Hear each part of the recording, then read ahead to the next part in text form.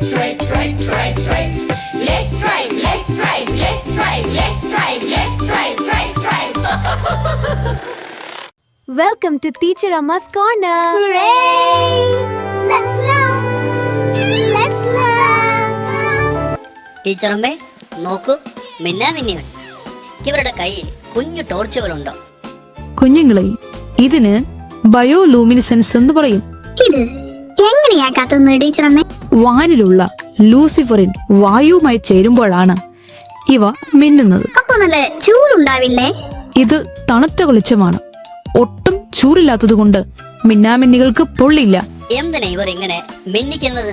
കൂട്ടുകാരോട് സംസാരിക്കാൻ ഓരോ മിന്നലും ഓരോ രഹസ്യ കോഡാണ്.